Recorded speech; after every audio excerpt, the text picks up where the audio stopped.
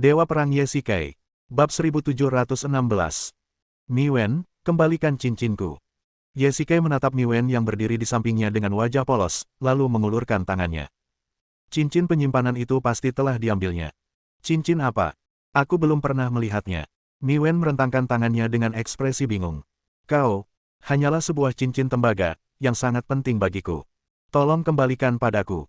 Ye Shikai bersikeras mengembalikan peninggalan budaya Mi kepada pemilik aslinya. Cincin penyimpanan itu tidak membantunya dalam pertempuran, tetapi banyak perlengkapan tersimpan di dalamnya. Selain itu, pedang neter, Yusi, dan elemen api juga ada di dalamnya. Tanpa ini, rasanya seperti mematahkan lengan kiri dan kanannya. Sudah kubilang, aku belum melihatnya. Mi Wen bersikap acuh tak acuh. Sepertinya ia juga melihat rahasia cincin penyimpanan Ye Shikai, jadi ia mengambilnya diam-diam. Cincin penyimpanan kecil bisa diletakkan di mana saja, di dalam kotak, peti, atau bahkan di lapisan rahasia pakaian. Mencarinya secara membabi buta seperti mencari jarum di tumpukan jerami. Apakah kamu benar-benar tidak mau memberikannya kepadaku? Ye Shikai bertanya balik. Saya belum pernah melihatnya, dan saya belum pernah mengambilnya. Bagaimana mungkin Anda meminta saya memberikannya? Baiklah, aku akan mencarinya sendiri, kata Ye Shikai dingin.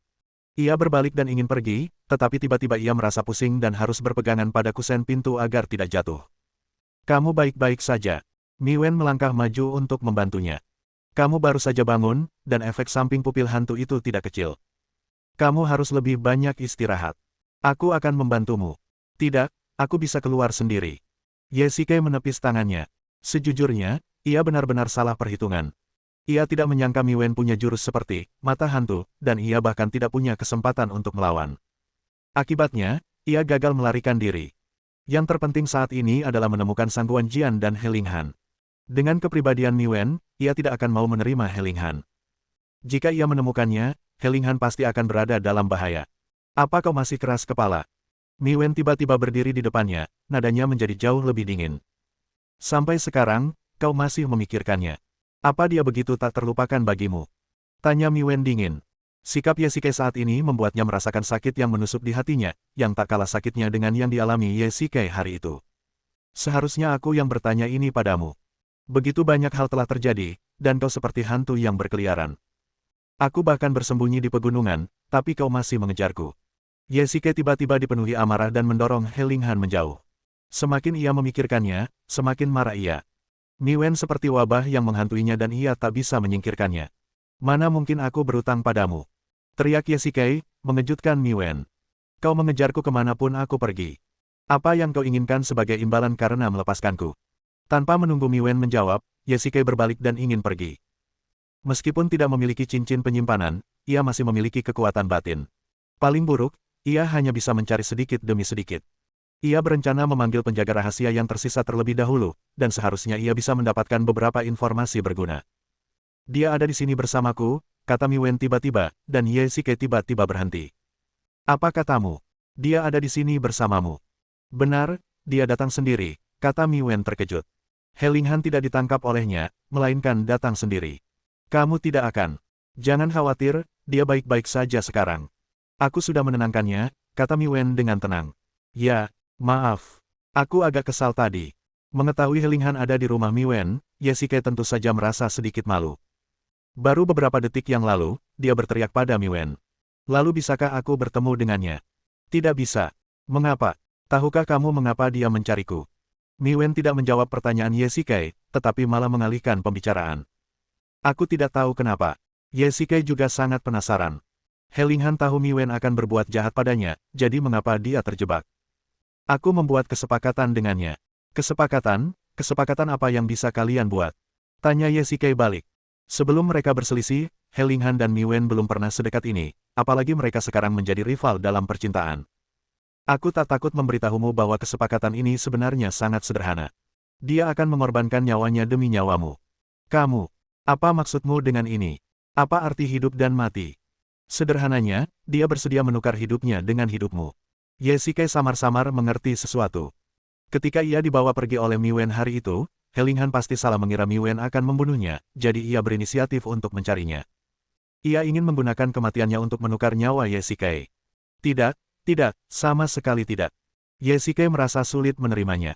Ia sama sekali tidak bisa membiarkan He Linghan mati, apalagi mati karena dirinya. Aku tidak akan menyetujui kesepakatan ini, tidak akan. Ye Shikai berteriak histeris, Mi Wen, aku mohon padamu, kau boleh melakukan sesuatu padaku, tapi jangan sentuh dia. Kesepakatan ini bukan antara kau dan aku, tapi antara aku dan dia. Namun, dia sungguh baik dan benar. Kalau bukan karena dia, aku mungkin sudah benar-benar membunuhmu dalam kemarahan. Aku dan dia sudah sepakat.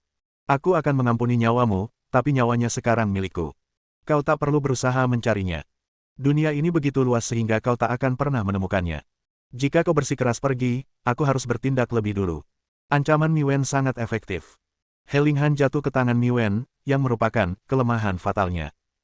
Tentu saja, jika kamu bersedia menikah denganku, mungkin aku akan mengalah dan memberinya kematian yang layak. Ye Shikai menatap wajah Mi Wen. Ia tak menyangka di balik wajah secantik itu, tersimpan hati yang begitu kejam. Namun saat ini, Ye Shikai benar-benar tak punya pilihan. He Linghan ada di tangannya. Akan lebih mudah bagi Mi Wen untuk membunuhnya daripada meremukkan semut. Engah. Ye Shikai tiba-tiba memuntahkan seteguk darah, geram. Ia kesakitan luar biasa, dengan bau darah tercium di mulutnya. Ye Shikai terbatuk berulang kali, dan darah menetes ke tanah. Apa? Kau baik-baik saja? Mi Wen menjadi sedikit cemas setelah melihat ini. Ini pertama kalinya ia melihat Ye Shikai begitu sedih dan marah, dan ia baru saja bangun dari efek samping Huantong, dan tubuhnya masih relatif lemah. Kemarahan yang tiba-tiba seperti itu akan berakibat fatal bagi tubuhnya. Pergi dan panggil dokter. Ya, aku akan membantumu beristirahat sebentar. Mi Wen membantu Ye Shikai ke tempat tidur, merasa sedikit menyesal. Ia sebenarnya tidak berniat melakukan ini, tetapi ia tidak menyangka akan membuatnya begitu marah hingga muntah darah. Setengah jam kemudian, bagaimana keadaannya? Tanya Mi Wen. Ia sudah menyalurkan sebagian energi internalnya, tetapi melihat kondisinya, ia khawatir suaminya masih membutuhkan perawatan medis. Tuanku, dia sedang bersemangat dan marah saat itu, jadi dia muntah darah dan pingsan. Dia hanya perlu istirahat sebentar dan dia akan pulih. Bab 1717. Ini. Di mana ini? Ketika Ye Shikai terbangun lagi, ia melihat kegelapan di depannya. Hanya ada dua lilin di tengah kegelapan. Ini adalah kamar bergaya, modern, yang asli. Tanpa sadar, Ye Shikai menarik selimut menutupi tubuhnya, menoleh, dan berbaring miring. Namun, pemandangan berikutnya membuatnya terjatuh dari tempat tidur. Sebenarnya ada seorang wanita yang tidur di sebelahnya. Apa? Akhirnya kau bangun juga. Kau muntah darah dan pingsan tadi siang, tapi kau membuatku takut setengah mati. Mi Wen terbangun karena Ye Shikai menarik selimutnya. Siapa yang menakuti siapa? Kalau bukan karena kualitas psikologisnya yang kuat, ia pasti sudah ketakutan setengah mati lagi. Mi Wen benar-benar tidur di sebelahnya. Ketika ia perhatikan lebih dekat, pakaiannya masih rapi. Ye Shikai menghela napas lega. Jika sesuatu benar-benar terjadi di antara mereka berdua, itu akan menjadi masalah besar. Bagaimana? Apakah kamu merasa familiar dengan ruangan ini? Mi Wen mengenakan pakaiannya dan perlahan berjalan menuju tempat tidur.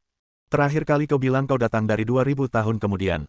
Bahkan, aku percaya saat itu. Bagaimana kalau aku mendekorasi ruangan seperti ini? Apa kau akan merasa lebih ramah? Kata Mi Wen ringan, tampak seperti seorang istri yang penyayang. Ye Shikai memperhatikan dengan saksama lingkungan sekitarnya dan mendapati bahwa lingkungan itu memang mirip dengan kamar aslinya, dan semakin dia melihat, semakin tampak familiar. Tunggu, bagaimana kau tahu itu? Ye Shikai bertanya balik. Ngomong-ngomong, aku masih harus berterima kasih pada Nona He. Kalau dia tidak menunjukkan foto kamarmu yang lama, bagaimana aku bisa tahu? Mi Wen menjelaskan bahwa He Linghan memiliki ponsel Ye Shikai.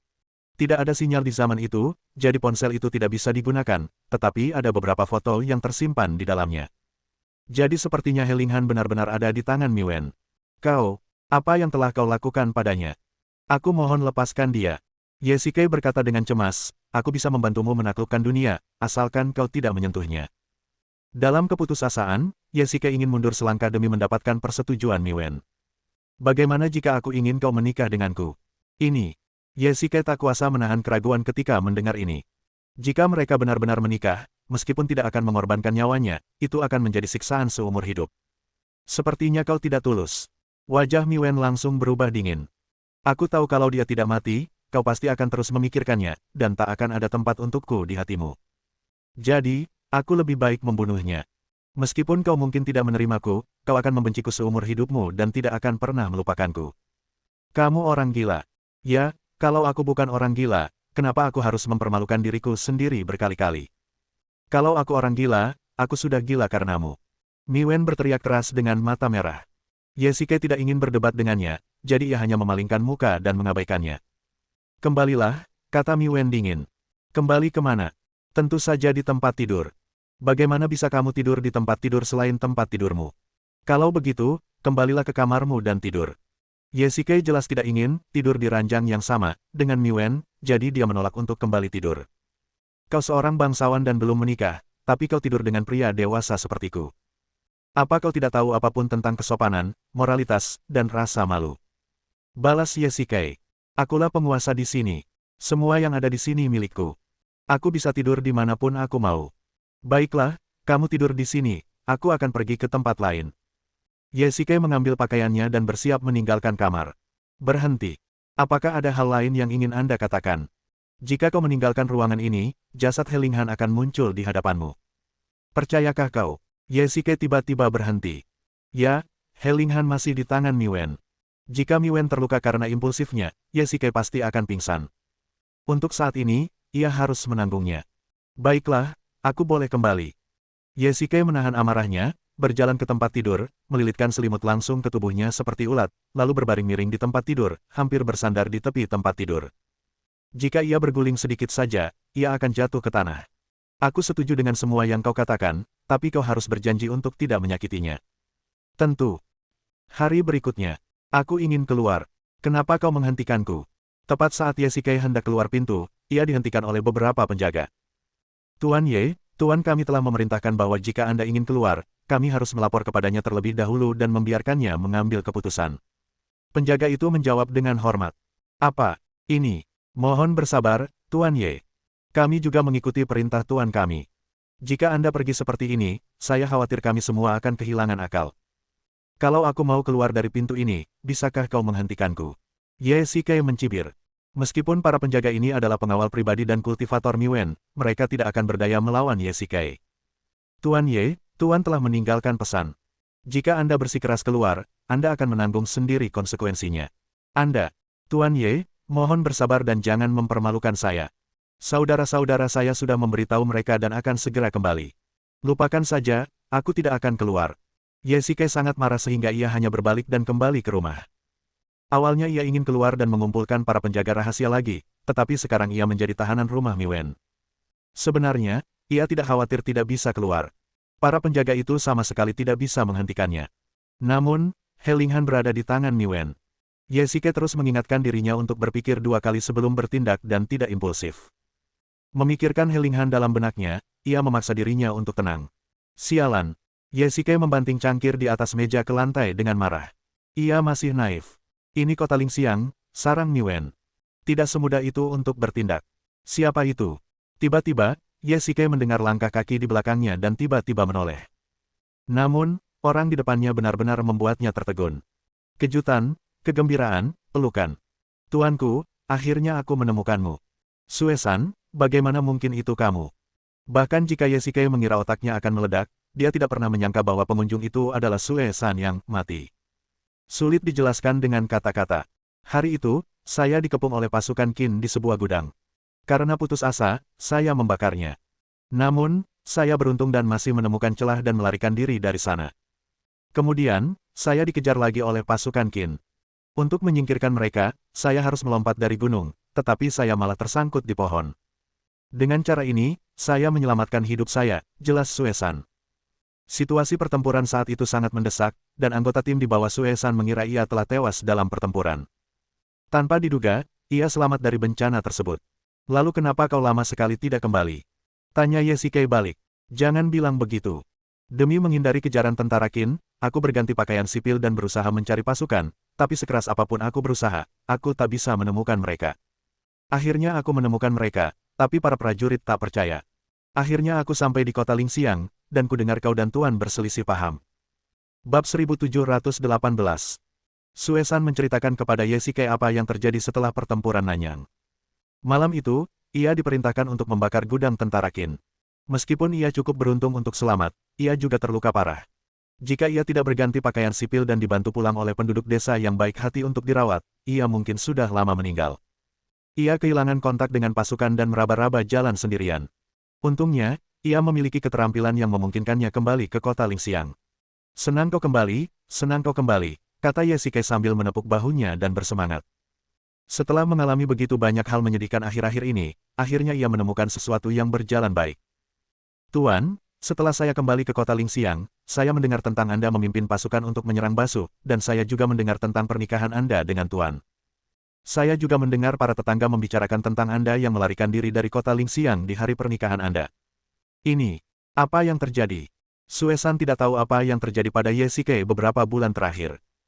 Di zaman tanpa internet ini, transportasi pada dasarnya bergantung pada berjalan kaki dan komunikasi pada dasarnya bergantung pada teriakan. Bagi orang biasa, mustahil untuk mengetahui peristiwa-peristiwa besar yang terjadi di dunia. Sulit untuk dijelaskan dalam beberapa kata. Aku akan menceritakan semuanya nanti. Tuan, apakah Anda dan Tuan sedang berselisih sekarang? Begini saja. Linger sekarang ada di tangannya, dan dia memanfaatkannya untuk mengancamku. Sekarang aku juga menjadi tahanan rumah di sini. Yang ku tahu hanyalah Linger ditahan olehnya. Sedangkan Sang Guanjian dan yang lainnya, aku tidak tahu di mana mereka. Ye Shikai menghela napas, tetapi karena Suesan ada di sini, ia punya cara untuk menghubungi dunia luar. Suesan, lalu bagaimana kau tahu kalau aku berada dalam tahanan rumah di sini? Tanya Ye Shikai balik. Melayang di atas atap dan dinding, memanjat dinding dan balok adalah keahlianku. Meskipun ini kantor pemerintahan Miwen, aku datang dan pergi tanpa jejak. Tapi tempat ini cukup besar. Aku hampir tersesat, tapi tadi aku mendengar suara cangkir teh pecah, jadi aku naik untuk melihatnya. Bagaimanapun juga, di sini tetap sangat berbahaya. Para penjaga mungkin akan masuk ke halaman. Kalian harus segera pergi, kalau tidak, akan terlalu berbahaya. Ye Shikai berpikir bahwa para penjaga di luar halaman mungkin akan masuk, jadi dia membawa Suesan masuk ke dalam rumah. Baiklah, jangan khawatir, Tuan. Sekarang aku kehilangan kontak dengan Sangguan dan yang lainnya. Setelah kalian keluar, cobalah cari mereka. Jika kalian punya petunjuk, cari kesempatan untuk masuk dan beritahu aku. Dan, jika kalian menemukan mereka, beritahu mereka untuk tidak bertindak gegabah dan tunggu instruksiku. Perintah Ye Shikai. Sekarang ia berada dalam tahanan rumah, jika ia ingin mengetahui informasi dari dunia luar, ia hanya bisa mengandalkan Suesan. Juga, jika memungkinkan, cobalah mencari tahu di mana Linger ditahan. Tenang saja, Tuan. Suesan akan menyelesaikan misinya dengan mendaki gunung dan menyusuri lautan api. Baiklah, pergi sekarang dan hati-hati. Ya. Kota Lingxiang. Kudengar terakhir kali sang penguasa memimpin pasukannya kembali ke kota, ia membawa begitu banyak prajurit yang terluka dan mayat sehingga kereta kuda pun tak cukup untuk menampung mereka. Tanah berlumuran darah di sepanjang jalan. Tetapi aku mendengar bahwa tentara meninggalkan kota untuk berperang. Perang? Bukankah perang ini sudah lama berakhir? Terakhir kali. Bukankah Jenderal Ye yang terkenal itu melarikan diri dari kota? Kudengar kali ini dia akan membunuh mereka. Benarkah? Berhasil? Entahlah. Tapi kau bisa tahu dari jumlah prajurit yang terluka. Pasti ada lebih banyak lagi yang tewas. Kudengar Jenderal Ye adalah makhluk supernatural, dan bahkan pasukan Qin pun tak tertandingi. Pasukan Qin di dataran tengah ketakutan ketika mendengar namanya. Benarkah itu? Apa dia benar-benar jahat? Apa kau pernah melihatnya langsung? Aku belum melihat ini, tapi para prajurit dan mayat yang terluka itu nyata. Pasti ada setidaknya beberapa ribu orang. Setelah dia melarikan diri dari kota, dia hanya ditemani beberapa orang. Tuan itu menghabiskan begitu banyak upaya untuk menghabisi mereka, dan begitu banyak orang yang tewas. Sungguh menakutkan. Suesan memasuki pasar, ingin mencari informasi. Meskipun banyak orang membicarakannya, tidak banyak yang benar-benar mengetahuinya. Beberapa mengatakan bahwa semua bawahan Ye Shikai telah dibantai, sementara yang lain mengatakan bahwa hanya sebagian kecil yang melarikan diri. Versi-versi tersebut berbeda dan tidak memiliki nilai referensi. Kalau mau tahu beritanya, mungkin kamu tetap harus pergi ke militer. Hanya dengan bertanya kepada orang yang pernah mengalami pertempuran secara langsung, kamu bisa tahu situasi spesifiknya. Namun, Suesan menghadapi masalah yang lebih serius. Ia memang bawahan Ye Shikai dan anggota tentara Chu, tetapi itu sudah beberapa bulan yang lalu. Semua orang mengira ia sudah mati. Terlebih lagi, Ye Shikai sudah tidak lagi menjadi tentara. Belum lagi berapa banyak mantan saudaranya yang masih menjadi tentara, kalaupun mereka masih ada, bagaimana mungkin mereka bisa ditemukan di antara puluhan ribu tentara Chu. Satu-satunya cara adalah menemukan daftar seluruh pasukan. Tentara Chu, kam militer. Ayo, setelah patroli selesai, kita pergi ke restoran untuk minum. Baiklah, ayo pergi. Suesan melewati tim patroli dan menyelinap ke gudang militer, tempat terdapat daftar registrasi khusus. Biasanya tidak banyak orang di sana, dan sekarang setelah perang usai, banyak prajurit yang telah melonggarkan kewaspadaan mereka, jadi Sue San dengan hati-hati memeriksa nama-nama di dalamnya. Larut malam. Saat Anda biasanya melatih sersan, bersikaplah serius. Komandan, Anda tahu kita telah bertempur dalam banyak pertempuran sebelumnya dan banyak prajurit kita yang gugur. Tidak mudah mengelola rekrutan baru ini. Baiklah, kalian semua mundur. Ya, ya. Di dalam tenda, seorang perwira pasukan Chu sedang mengkhawatirkan potongan bambu di depannya. Tiba-tiba, sebuah bayangan hitam melintas, dan perwira itu secara naluriah menghunus pedangnya untuk menangkis. Siapa itu? Apa? Saudara Sun, kau bahkan tidak mengenaliku. Pria itu melepas tudungnya dan memperlihatkan wajah aslinya. Komandan Sue. Komandan Sue, kenapa kau? Perwira itu melihat siapa yang datang dan segera menyimpan pedangnya. Sungguh tak terduga. Semua orang mengira saya tewas dalam pertempuran, tetapi Tuhan mengasihani saya dan tidak mengambil nyawa saya. Komandan Sue, silakan duduk dulu. Saya akan meminta seseorang menuangkan teh. Tidak perlu. Aku di sini untuk sesuatu yang penting. Sue San menatap perwira di depannya dan berkata dengan tenang. Ia adalah komandan tim di bawah Ye Shikai, dan pria di depannya adalah wakil komandan, Sun Kai.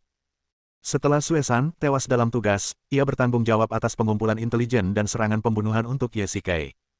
Jadi, sekarang Anda bertanggung jawab atas kerja keras melatih prajurit baru. Maaf membuat Anda tertawa, Komandan. Setelah beberapa perang, hanya sedikit saudara lama kita yang tersisa. Sejak Tuan Ye, Jenderal Sangguan, dan Jenderal Men pergi, orang-orang kepercayaan mereka telah diturunkan pangkatnya hingga tingkat yang berbeda-beda. Beberapa jenderal bahkan diam-diam dieksekusi oleh Tuan. Sun Kai menjelaskan, awalnya, kami semua mengira Anda telah terbunuh, dan tim yang saya pimpin relatif kecil, jadi Tuan tidak membunuh saya, tetapi membiarkan saya bertanggung jawab untuk melatih prajurit baru. Bab 1719. Melatih rekrutan baru memang pekerjaan yang berat dan tanpa pamrih, tetapi coba pikirkan dari perspektif lain. Jika Sun Kai mengambil alih posisi ini, nyawanya tidak akan terancam. Ye Shikai pernah menjadi panglima tertinggi pasukan Chu. Di puncak karirnya, ia memimpin lebih dari 200.000 orang. Sangguan Jian, Mancang, dan Wan Qiyuan semuanya dipercayakan dengan tugas-tugas penting. Tentu saja, ia memiliki banyak jenderal kepercayaan yang setia kepada Ye Shikai. Sejak pengkhianatannya, para jenderal ini kehilangan dukungan. Meskipun mereka tidak menonjolkan diri, Mi Wen tidak akan mempertahankan mereka. Beberapa pemimpin kecil akan diturunkan pangkatnya dan dimutasi. Jika mereka adalah jenderal yang memiliki kekuatan militer, mereka akan langsung dibunuh dan digantikan oleh kandidat kepercayaan Mi Wen. Dengan cara ini, ia dapat memegang kendali penuh atas seluruh pasukan. Tuan, kelompok saudara-saudara kita sebelumnya telah kehilangan kekuasaan dan status mereka, dan harus berperilaku baik setiap hari. Jika kita menjadi sasaran Tuan, kita akan berada dalam masalah. Seperti kata pepatah, seorang pejabat baru memulai dengan 3 hal yang harus dilakukan.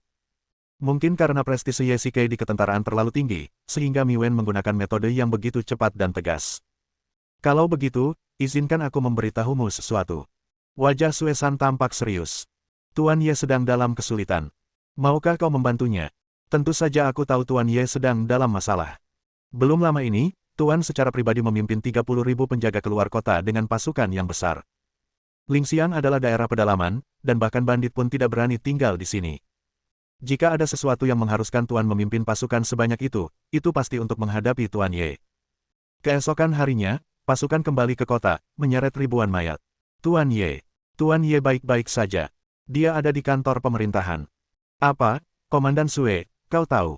Tentu saja, akulah yang mengintai dan melihatnya langsung. Tuan Ye aman dan sehat. Bagus sekali. Aku senang Tuan Ye baik-baik saja. Terus terang, aku ketakutan saat itu. Ribuan orang tewas. Betapa brutalnya pertempuran itu. Sun Kai, apakah kamu tahu situasi terkini Jenderal Sangguan dan Jenderal Men? Ini, Komandan Sue, maafkan saya benar-benar tidak tahu. Pertama, saya hanyalah seorang komandan garnison yang sedang melatih prajurit baru. Kedua, ini adalah tindakan para pengawal kekaisaran Tuan. Tidak ada yang berani mengungkapkan hasil pertempuran ini. Saya tidak bisa mengetahuinya meskipun saya ingin.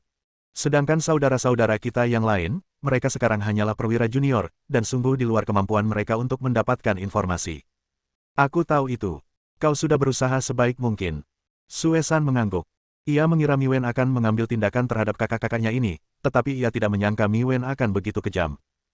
Mungkin, orang-orang kepercayaan Ye Shikai telah lama menjadi incaran diam-diamnya, dan sekarang setelah ia pergi, Mi Wen akan membunuh orang sesuai daftar. Berapa banyak saudara lama kita yang tersisa? Tanya Suesan dengan tenang. Yang ia maksud tentu saja orang-orang dari tim sebelumnya. Mereka semua dipilih dengan cermat dan ahli dalam mengumpulkan intelijen dan serangan pembunuhan. Ia ingin merekrut mereka lagi agar ia bisa membentuk jaringan intelijen. Setelah kampanye Nanyang dan kampanye Basu, tidak banyak orang yang tersisa. Sekarang setelah Tuhan menyerang kita seperti ini, seharusnya hanya tersisa 20 hingga 30 orang. 20 atau 30, itu lumayan, lebih dari yang kukira. Suesan mengangguk, tapi raut kekecewaan terpancar di wajahnya. Komandan Sue, apakah Anda ingin kami pergi mencari Jenderal Sangguan dan Jenderal Men? Tepat. Bagus sekali. Aku akan mengumpulkan mereka sekarang. Meskipun aku tidak yakin mereka semua akan datang, kakak-kakak tua ini sudah menahan napas. Sun Kai, kali ini berbeda dari sebelumnya. Jika kita berhasil, akhir kita mungkin tidak baik, tetapi jika kita gagal, aku khawatir kita semua akan kehilangan akal. Suesan ragu-ragu dan mengucapkan beberapa patah kata dengan dingin. Mustahil bagi Ye Shikai untuk menjadi jenderal lagi. Dengan kata lain, bahkan jika mereka bekerja untuk Ye Shikai lagi sekarang, mereka tidak akan mendapatkan posisi militer mereka sebelumnya. Tetapi jika mereka gagal, Mi Wen akan marah dan nyawa mereka akan terancam. Haha, Komandan Sue, kalau Sun Kai ku takut mati, aku tidak akan pernah menjalankan misi bersamamu sebelumnya. Terus terang saja, aku sangat tertekan akhir-akhir ini. Tuan bukanlah penguasa yang bijaksana, tetapi Nyonya Ye penuh kasih sayang dan benar. Daripada menjadi komandan garnisun kecil di bawahnya, lebih baik aku mencobanya. Di desa, 20 mil di luar kota Lingxiang. Sangguan Jian, Mancang dan Wan Qiyuan sedang mendiskusikan sesuatu di sebuah ruangan, ditemani oleh beberapa wakil jenderal dan lebih dari 20 penjaga rahasia. Sangguan, menunggu seperti ini bukanlah solusi bagi kita. Sebaiknya kau segera mengambil keputusan, kata Mancang tiba-tiba. Sangguan Jian tampak khawatir. Pada hari pertempuran sengit melawan pasukan Chu, Ye Shikai ditangkap. Sisa pasukan berusaha sekuat tenaga untuk menyelamatkannya, tetapi sia-sia. Semua prajurit terbunuh atau terluka. Kini, hanya mereka yang tersisa. Selain itu, He Linghan bersikeras untuk menemui Mi Wen. Meskipun semua orang berusaha membujuknya berulang kali, mereka tetap tidak berhasil dan terpaksa melepaskannya. Ye Tua seharusnya bersama Mi Wen sekarang. Aku melihatnya dengan jelas hari itu. Dia menyuruh seseorang membawa Ye Tua yang pingsan pulang. Jika dia baik-baik saja, Mi Wen seharusnya menempatkannya di kantor pemerintah. Keamanan di sana sangat ketat, dan rumah besar Mi Wen juga ada di dalam, sehingga orang luar paling sulit masuk. Jumlah kita terlalu sedikit sekarang. Jika kita tidak hati-hati, kita akan hancur. Sangguan Jian harus berhati-hati. Desa ini tidak kecil, jadi tidak ada yang menyadari puluhan orang asing datang sekaligus. Tuan Tua He juga menetap di sini, tetapi akhir-akhir ini kondisinya sedang buruk dan ia ingin sekali bertemu He Linghan. Ledakan, ledakan, ledakan. Tiba-tiba, terdengar ketukan di pintu, dan semua orang tanpa sadar mengeluarkan senjata mereka. Jika Mi Wen menemukan tempat persembunyian mereka, tempat ini akan rata dengan tanah. Sangguan, saya Suesan, tolong buka pintunya. Ada apa, Saudara Sue? Sangguan Jian berjalan ke jendela dan mengintip. Ini benar-benar Suesan, cepat buka pintunya, kata Sangguan Jian bersemangat. Penjaga rahasia itu membuka pintu dan semua orang terkejut. Saudara Suesan, ini benar-benar kamu. Kamu masih hidup. Sangguan Jian memukul dada Suesan dengan keras. Kemunculannya membuat suasana menjadi jauh lebih hidup. Tentu saja, para prajurit Qin itu tidak bisa mengambil nyawaku. Suesan menceritakan kisah hidupnya secara rinci kepada semua orang. Seperti kata pepatah, mereka yang selamat dari bencana besar akan diberkati di masa depan. Kedatangan Suesan yang tiba-tiba membuat semua orang merasa bahwa keadaan telah membaik. Jadi, tugas yang paling mendesak adalah menemukan keberadaan Nona He dan kemudian menemukan cara untuk menyelamatkannya, kata Suesan. Di kota Lingxiang, selain kantor pemerintahan, ruang bawah tanah adalah tempat teraman. Ada tentara dan sipir yang menjaganya. Tidak seorang pun boleh mendekatinya tanpa izin. Manajer Chen pernah dipenjara di sana sebelumnya. Sangguan Jian menganalisis, kemungkinan besar adik iparku dipenjara di sana. Tunggu apa lagi? Ayo kita masuk ke kota. Mancang yang sudah tidak sabar tak bisa menunggu lebih lama lagi. Bab 1720. Tidak ada mata-mata di kota ini. Sekalipun kita memasuki kota, tidak mudah mendapatkan informasi. Lagi pula, Mi Wen sepertinya masih belum berencana untuk melepaskan kita. Ada patroli di mana-mana akhir-akhir ini, baik di dalam maupun di luar kota. Dia tidak akan menyerah sampai kita mati. Wanita ini benar-benar kejam. Kalau marah, dia benar-benar beda dari biasanya. Mancang mengeluh, kenapa adik iparku sampai begitu marah sampai berinisiatif mencarinya. Seharusnya kita berusaha sekuat tenaga untuk menghentikannya saat itu. Mungkin, kakak ipar khawatir Miwen akan membunuh Lao Ye dalam kemarahan, jadi dia berinisiatif mencarinya dengan imbalan keselamatan Lao Ye. Meskipun kita tidak tahu di mana kakak ipar sekarang, setidaknya Lao Ye masih aman dan berada di kantor pemerintah. Sang Guanjian menganalisis bahwa Sue San datang tepat waktu. Dengan seseorang yang bertanggung jawab mengumpulkan intelijen, beberapa hal bisa menjadi jauh lebih mudah. Saya sudah menghubungi beberapa mantan bawahan saya. Mereka semua anggota tim awal saya. Saya akan membawa mereka ke kota terlebih dahulu dan membangun pangkalan intelijen di sana. Akan lebih baik jika mereka bisa mencari tahu di mana adik ipar saya berada. Saya juga punya banyak bawahan lama di ketentaraan. Meskipun mereka semua telah diturunkan pangkatnya, jumlah mereka tetap banyak. Jika saya mencoba membujuk mereka, kita akan memiliki pasukan sendiri. Sang Guanjian dan Mancang sama-sama jenderal di ketentaraan, jadi wajar saja mereka punya banyak orang kepercayaan. Sekarang mereka sudah kehabisan tenaga, dan tentu saja mereka berharap bisa menguasai semua kekuatan yang bisa mereka gunakan. Tidak. Sue San berkata tiba-tiba. Ada apa? Itu sama sekali tidak mungkin. Gengsi kalian berdua di ketentaraan terlalu tinggi. Bahkan jika kalian menyamar dan memasuki barak sekarang, para prajurit pun mungkin mengenali kalian. Dan meskipun bawahan lama kalian tidak sedikit jumlahnya, justru karena inilah jika ada orang-orang yang telah menyerah kepada Tuan yang ikut campur, maka kita semua akan terbongkar. Sue San menjelaskan. Setelah dipikir-pikir dengan saksama, kata-katanya masuk akal. Pikiran orang-orang sulit ditebak akhir-akhir ini, terutama karena mereka sudah di ujung tanduk dan hanya tersisa 20 hingga 30 orang di sekitar mereka. Berapa banyak orang yang bersedia mengikuti mereka sepenuh hati.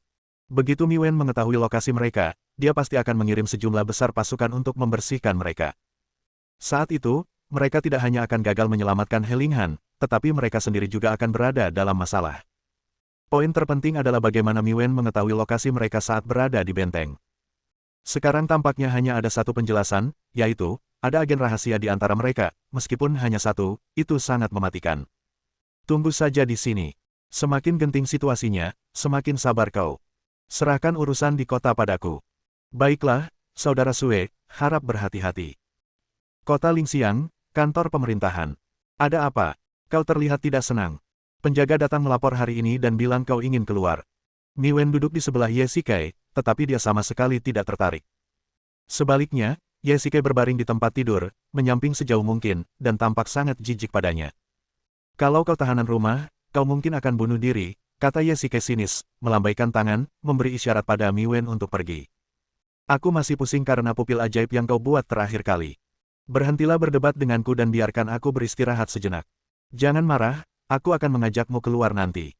Aku sangat lelah dan mengantuk sekarang, sebaiknya kau segera pergi, teriak Ye Shikai dengan tidak sabar, dan Miwen terpaksa menyerah dan meninggalkannya sendirian di kamar. Jiwa pedang, apa sebenarnya jurus mata hantu itu? Saking kuatnya, aku bahkan tak punya kekuatan untuk melawannya, tanya Ye Shikai diam-diam. Mungkin itu semacam teknik pupil. Aku tidak yakin dari mana asalnya. Lagi pula, teknik ini sudah ada sejak lama, bahkan lebih tua dari saat aku lahir. Tapi dilihat dari reaksimu hari itu jelas serangan mental, dan sangat efektif. Kalau aku tidak membantumu melawannya, saraf otakmu pasti sudah hancur saat itu. Sungguh, sangat kuat. Ye Shikai menghirup udara dingin. Adegan hari itu masih terbayang jelas di benaknya. Begitu Miwen mengaktifkan pupil ilusinya, Ye Shikai pingsan. Ia bahkan tak punya waktu untuk bereaksi, ataupun tenaga untuk melawan. Tentu saja, serangan mental sulit dilawan dan dapat menyebabkan kerusakan otak. Anda belum pernah terpapar sebelumnya, jadi wajar saja jika Anda mengalami koma kali ini. Namun, meskipun pupil hantu sangat kuat, ia juga memiliki efek samping yang besar bagi penggunanya. Umumnya, pengguna harus memiliki kekuatan internal yang sangat kuat, dan juga harus mampu menahan efek serangan balik. Secara logika, Miwen seharusnya tidak cukup kuat untuk mengaktifkan pupil hantu. Mungkin, ia memiliki beberapa trik tersembunyi lainnya. Penjelasan Daohun membuat Ye Shikai mengerti, tetapi juga membuatnya sangat khawatir. Ia tidak punya cara untuk mencegah trik ini. Jika Miwen menggunakannya lagi, ia akan tetap terkena. Ye Shikai, yang insomnia, perlahan bangkit dan berjalan ke jendela. Sosok Helinghan muncul di benaknya. Ia tidak tahu di mana wanita itu berada saat ini dan bagaimana keadaannya. Hari berikutnya, Tuan Sue, memang ada seorang tahanan di ruang bawah tanah baru-baru ini, tetapi Tuan hanya memerintahkan agar ruangan bersih disiapkan untuk menahan tahanan tersebut. Kami tidak tahu siapa dia. Tanggal berapa? 6 hari yang lalu, pagi-pagi sekali. Suesan mengangguk tanpa suara. 6 hari yang lalu adalah saat He Linghan berinisiatif mencari Miwen. Lingkungan di ruang bawah tanah itu kotor dan berantakan, dan para tahanan paling serius ditahan di sana. Satu-satunya orang yang bisa membuat Miwen secara pribadi memerintahkan pembersihan ruangan itu mungkin adalah He Linghan. Baiklah, Xiao Wuzi, kau telah banyak membantuku kali ini. Suesan dengan santai melemparkan beberapa tael perak kepada pria di depannya. Haha, Master Sue, apa yang kau bicarakan? Itu hanya hal biasa, tapi... Master Sue, kemana saja kau akhir-akhir ini? Kenapa kami belum mendengar kabar tentangmu di dunia bela diri akhir-akhir ini? Haha, aku hanya jalan-jalan. Alasan aku bertanya tentang hal-hal ini kali ini juga untuk membantu saudaraku. Suesan tidak menjelaskan secara detail. Ia memandang ruang bawah tanah di kejauhan dari jendela kedai teh. Sejak Yesikai dan para penjaga rahasia masuk ke ruang bawah tanah dan menyelamatkan manajer Chen terakhir kali, pasukan penjaga di sini telah diperkuat, dan menara panah juga telah dibangun di luar untuk observasi dan peringatan dini. Menyelamatkan orang menjadi semakin sulit. Xiao Wuzi, aku mungkin membutuhkan bantuanmu di masa depan. Tuan Sue, selama Wuzi kecilku bisa membantu, aku akan melewati api dan air, bahkan jika itu berarti kematian. Yah, kamu nggak boleh cerita ke siapapun tentang percakapan kita hari ini. Kamu bahkan nggak boleh cerita ke siapapun kalau kita pernah ketemu. Ini, Tuan Sue, ada apa denganmu? Para tahanan di penjara bawah tanah ini bukan orang biasa. Kau tidak bermaksud. Jangan tanya aku soal ini. Terkadang tahu terlalu banyak itu tidak baik. Bersambung.